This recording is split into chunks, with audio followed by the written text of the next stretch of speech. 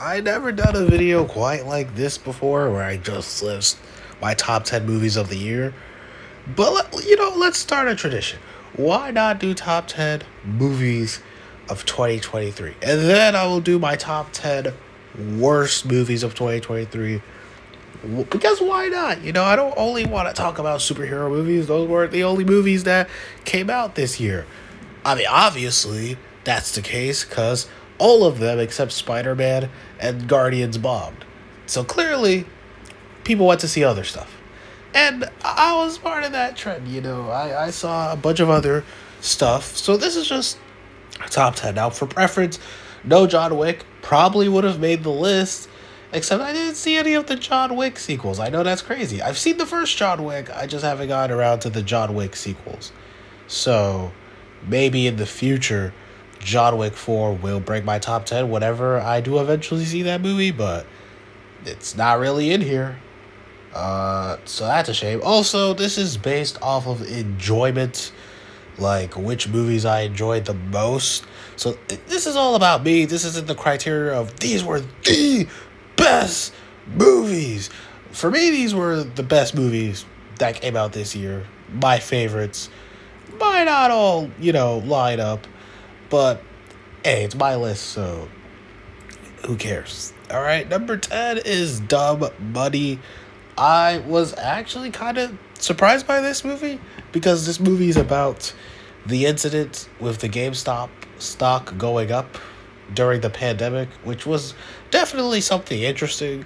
I didn't really think of it much. I thought, it's just Redditors, it was like a meme thing that became a reality. But learning the actual story of the person that kind of caused it to happen was kind of cool, actually. Paul Dano does a pretty good job here. You actually like his character, and you do want him to succeed against these Wall Street jerk bags, whatever. And who wouldn't? Who wouldn't root against Wall Street dickheads and company Mongols and all these, assholes that are basically the 1%? A good 99% versus the 1% story is always good on my list. And this one was very solid. It also has a lot of crude humor. I mean, it has Pete Davidson. I kind of like crude humor, not to the point where it's super childish. But for this movie, I was like, I don't think it hit there. It was the right balance for me, to be honest. And overall, Dumb Money was just dumb fun. And it was good enough to make my top 10. Alright, number 9 was Creed 3. I love the Rocky and Creed movies a lot. I actually watched all of them, I believe, maybe either at the end of last year or the beginning of this year, but I binged all 6 Rocky movies and thought they were fantastic. And I saw both Creed movies, thought they were fantastic. But the thing is, like with Creed 2, I was watching it with my friends. Online watching is weird because everybody's on their own time. We eventually never finished Creed 2, so I finished Creed 2 on my own time and was like, damn, well, I guess I better watch Creed 3. And I'm gonna say Creed 3 is the weakest of the Creed trilogy. But even a weak Creed movie is still a good Creed movie. And obviously, it still made my top 10 best movies list because it was that good. So there's that at the very least. I know there's a lot of complications with Jonathan Majors right now. And, there's a lot of weird stuff with his character with Kang. That could be a separate video. I kind of wanted to wait till next year or so to talk about it because I was like, maybe it's not the right time to talk about it right when the trial was happening. But outside of all that outside stuff, Jonathan Majors was fantastic in this movie. Michael B. Jordan did an amazing job directing this movie, and I would love to see more movies that Michael B. Jordan direct because he did so good with Creed 3. Like, this is the most dynamic the fights have been in this franchise, and the fights are usually really good. So for me to say this is the most dynamic they felt, that's really meaning something because every Rocky and Creed movie they all have their unique style of fighting. Obviously the Rocky movies are more old school, but this one was like taking an influence from anime, which is kind of cool. Number 8, Neona. This was originally supposed to be Blue Sky's Neona movie. Shockingly, or not shockingly, Disney shut down Blue Sky, so they never finished this movie. Which is kind of weird because this could have just been on their streaming service if they just let Blue Sky finish it, but whatever. But anyways, Netflix, in a rare animation W. I mean, they usually make good animated stuff. It's just the way they handle their animation stuff is terrible. But they had a rare W where they saved this movie. And thank God, because this is probably the best movie Blue Sky has ever made. Well, I mean, they didn't even finish the movie, but this is the best Blue Sky movie that they 75% made. The story was very interesting, and obviously, you know, there's a bunch of fantasy mixed with sci-fi. This was made by, well, Neona, like the comic, you know, what the movie is based off of, is created by the person that did the She-Ra reboot. I'm not the biggest fan of the She-Ra reboot, not for the reasons that people like to claim it. In fact, I'm surprised not a lot of people claim that Neona was W-O-K-E, you know, that word they like to overuse. But, you know, I thought everything was handled extremely well in Neona, and plus Netflix has always been about representing the LGBTQ+. I mean, I think they were one of the first few studios that were like, yep, gay people exist. We're going to make content for gay people. Deal with it. And you know what? That's kind of gangster, man. I gotta respect that. Netflix. Maybe Disney didn't want to deal with that scrutiny, but Neona is such a good movie. Like, it's honestly better than anything Disney or Pixar have made. Well, Pixar, I mean, you know, Luca was good. Soul, I mean, besides Soul, this is better than anything else Pixar or Disney Animation has made. And I actually quite liked a lot of Pixar stuff. In fact, I actually liked Elemental, but it didn't make the cut for the top 10 this year. It was close, but it didn't make the cut. But Neona made the cut. So, yeah. I think it's just so interesting that this movie actually got saved. Like, this movie would have never been made. Like, that's crazy. Like, imagine if Netflix didn't come in and say, yeah, we're going to save this movie. This would just be in Disney's vault somewhere, almost completed, which is wild. But thank God Netflix actually saved this movie.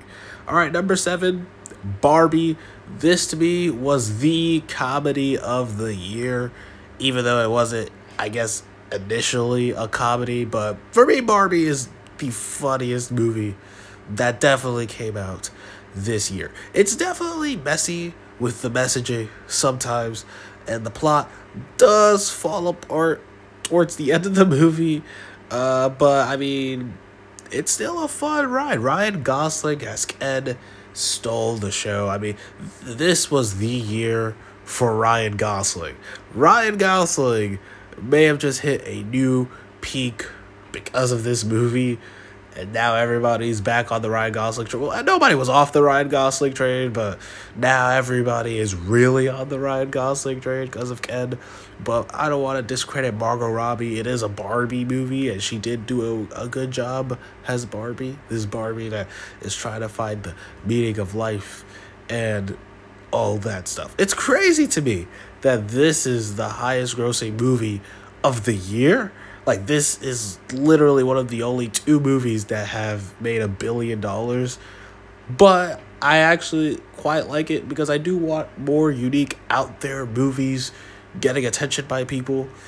I mean, trust me, I do love the superhero stuff sometimes, but it is nice to see a movie that's like the unconventional movie that everybody decides, fuck it, let's just go watch this shit. And you know what? I had fun with Barbie. Am I the general audience for Barbie? No. Did I have fun with it? Absolutely. All right, number 6. Oof, this is kind of a total whiplash because this movie is very depressing. I actually just watched this movie like maybe yesterday, and it's really stuck with me. And it's The Iron Claw. Even if you're not a wrestling fan, I still think, unless you can handle the very dark, like they do mention the topics of, I don't know if I can even say it on YouTube, but, you know, let's just say um, damn, how do people usually think? Let's just say, discontinuing your life. So it's very heavy stuff with this movie, especially because it's about the Von Erichs, which is probably the most tragic wrestling family like ever. And there are so many historic wrestling families, the Rhodes family, the NOI family. There's a lot of them. But like the Von Erichs definitely have the most like depressing, dark, fucked up story. And it was done very well here. They did cut a few things. I do understand people that said this should have been more of a miniseries because we would have got more stuff of the story. I do get that. But it hit the main points that it was trying to hit with this movie. And with that, it did a pretty good job. Jeremy Allen Wright did an amazing job. So did Zac Efron. Does he deserve an Oscar? Probably. I mean, this is like the first legitimate serious role he's done. So, yeah, but it's a shame this movie got shut down or shut out of the awards. But knowing what the awards people usually look for, I'm not surprised either that this movie got shut down or shut out. But hey, it's only early times. There's always the Oscars. Who knows with this movie? Another total whiplash is about to happen because number 5 is Teenage Mutant Ninja Turtles: Mutant Mayhem. Yes, the ninja. We went from a band of brothers that ran by their father to another band of brothers that are raised by their father. Not the greatest, cleanest transition I could have done. Two very bizarre, movies neck and neck. But Ninja Turtles was great. I had fun time with this movie. As a long-time Ninja Turtles fan, I enjoyed this movie, and it was so nice to see a Ninja Turtles movie in the theater again, because the last time I saw a Ninja Turtles movie in the theater was back in 2016 when I was in middle school. Now I'm like in my second year of college. So that was kind of the craziest time gap of like, oh my god, like seeing a new Ninja Turtles movie in the theater, which was cool. Also experiencing it with my niece. Another cool family moment. But outside of those cool family moments, the movie itself is very good. I do love the Turtles' belonging to society, how they try to get there. The action was great. But in a movie called Teenage Mutant Ninja Turtles: Mutant Mayhem, I would have loved way more action and way more focus on their ninjutsu. As much as I enjoy this movie, like this has became the movie that I've played on loop since it came out. I even got the DVD. That's pretty rare. I don't really get DVDs, but I was like, I gotta support the Ninja Turtles, man. So I was like, let me get the DVD for this, and I've been rewatching the movie a lot. It's very good, and I do like the characterizations of the Turtles because I'm like, yeah, that's what the Turtles would be like if they were like young Gen Z teenagers at this point. So it didn't bother me that much. I know it bothers older Ninja Turtles fans, but older Ninja Turtles fans are like 40, so they obviously don't like teenagers of today or get the customs. So I understand why they're there, but they're very stuck in their mind. They only want 80s Ninja Turtles, which is, I feel like, regressive. I do hope Mutant Mayhem does highlight more Turtles characters, but not too much, because I did feel like a few of them, like Leatherhead and Ray Fillet, these are cool characters, but like they didn't get much to do really in this movie. But outside of that, it's a very good movie, and I enjoyed it. I had a lot of fun. I had a blast with this movie. All right, number 4, another total whiplash, Oppenheimer. Yeah, we went from the Iron Claw to Ninja Turtles to Oppenheimer. It's my list, all right? Just let me be, all right? These are the collection of movies that I picked as my favorites. And Oppenheimer is Christopher Nolan at his best. Some might say this might be his magnum opus. That or The Dark Knight. It's still probably The Dark Knight, but I think Oppenheimer, in terms of his outside Batman work, is probably his magnum opus. Because this movie is a behemoth. It's literally a 3-hour movie about people talking. yet it is the most interesting and gripping stuff. Like, every word they're saying, you're like, oh my gosh, I'm so interested in what you're talking about. Cillian Murphy, or Killian Murphy, why did I say Cillian? But Killian Murphy has J. Robert Oppenheimer. Perfect casting. We always talk about perfect casting in comic book movies, how these actors are like picture perfect for these roles. Cillian Murphy is picture perfect as Oppenheimer. I didn't also say that for Margot Robbie as Barbie, but that's also true in that case. Emily Blunt as his wife did good. Florence Pugh, well, you know the scenes with Florence Pugh that are in there, if you are even familiar with this movie. I think Oppenheimer is shockingly very relevant to today because of what's happening out there, and the ending of Oppenheimer just gets more and more like real and scary because it's actually happening out there, and it's like, wow, this movie is just, it's very powerful. It's, this is a very important movie for 2023. Like, this movie just came out at the perfect time, and it only becomes more and more relevant the further we actually get away from this movie's release. Like, the more time passes, the more I'm like, oh wow, Oppenheimer's way more relevant. I mean, these are topics that have been around forever, basically, but like, because of where we are at as a society now, it's just hits home harder, I guess you could say. It's a very interesting movie, and I think at least one time people should at least see Oppenheimer at least once. That's how important of a movie I think it is. All right, let's go to number 3, which was Guardians of the Galaxy Volume 3. That's right, Volume 3 over Oppenheimer. I acknowledge Oppenheimer is probably the best quality movie on this list, well, except for maybe 2 of these. But Guardians 3 I just enjoyed more, and has a send-off to the Guardians of the Galaxy, or at least the OG lineup. It's a perfect send-off to these characters, in my opinion. I thought the story with Rocket was amazing, and I thought the journey these characters, like how their journeys ended, was very perfect for the characters, like how Star-Lord's story ends, and Drax and Mantis. Like, they all did a good job, and they didn't even need to kill any of the characters. We were worried, oh my god, they're probably going to kill a few Guardians, or all of them, maybe. I mean, who knows with that crazy man James Gunn. But James Gunn was like, here's a bold swing. What if we did an ending where we didn't have to kill any of the characters? And I was like, yeah, that's a perfect ending.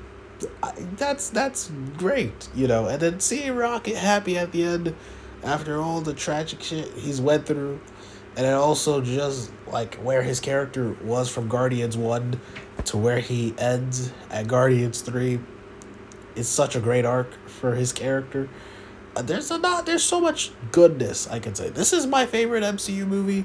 The Guardians franchise has always been my favorite sub-franchise of the MCU, so to see these movies end was kind of an end of an era almost. So in that way, for me, Volume 3 is for sure one of the top 10 movies of 2023. All right, number 2, Spider-Man Across the Spiderverse. I still hate that this ended on a cliffhanger, but it was still a very good movie. It was a great movie on top of that. The artistry on the screen, I saw this twice in the theater. That's rare. I only saw this in Guardians 3 twice in the theater, so that's how much I love both of those movies. But Spider-Man Across the Spiderverse, man, the animation was out of this fucking world. I was like, how can they do that? And then we found out a few weeks later that they keep crunching their animators. Stop doing that. Just treat them regularly, Like, I get it. There's time constraints. But, like, stop crunching your damn animators. But animators, you did an amazing job, by the way. Like, this movie was almost unreal to look at times. But it's not only the animation. It's a story about changing destiny, not following others when you believe there's something right that you have to do, not being accepted. And then also, there was a little bit about parenting here. I can't really relate to that because I'm not a parent, but that's nice that they threw a message like that in there, especially in a movie that is, I guess, by design targeted more at families. So it's cool they were like, hey, let's bring a message like that. And this is the most ambitious animated movie probably of the whole year, to be honest. Sorry, Boy and the Heron fans. I'm pretty sure that's also very ambitious, but in terms of American animation, this is the most ambitious. This is the only animated movie that I could say was over like 2 hours, but yet I still wanted more of this because like the way the story ended. Oh wait, I'm sorry. The story didn't end. It just abruptly concluded, which is like damn. But I still cannot wait for Beyond the Spiderverse, whether that's in 2024 or 2025 or most likely 2026, to be honest with you. But hey, you know, these were 5 years worth the wait, man. Seeing Across the Spider-Verse in the theater is just an experience. It's really an experience, actually, because like I saw this thing opening weekend, and yeah, the energy in the theater was unreal. It was the most like an event. Like, sure, Barbie in the theater was great, but it was more like, oh, you know, it was like a funny comedy you see with everybody. Spider-Verse was like probably the closest thing we've gotten to a theatrical experience that's similar to No Way Home, where everybody was like, oh my gosh, what? No way. So that was cool. And I also got to experience that with my niece too, which was also a plus, that she got to experience a movie like that because she was too young for No Way Home and Endgame and Infinity War. So it's nice she finally got an experience like that with Across the Spider-Verse. Like, the energy in that room was crazy. I've already talked extensively about the movie itself, but I've never talked about the actual experience, and the actual experience was fantastic.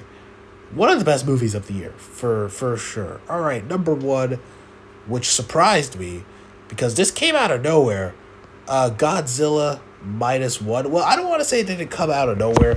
There were talks that, hey, Japan's making a Godzilla movie. And I was like, oh, that's cool, you know, because it's Godzilla. You kind of know what you're expecting with Godzilla. I like Godzilla, but, you know, it's Godzilla at the end of the day. But Godzilla -1 is actually the best modern Godzilla movie we've gotten probably ever, to be honest with you. I still appreciate the Monsterverse for what it is, which is just stupid Godzilla movies. And we definitely do need our own stupid Godzilla movies. But if Japan's going to come in and make more serious Godzilla movies that are akin to the original movie, but with just more modern effects, I'm with this, man, because Godzilla -1 was crazy, bro. Godzilla was a legit monster.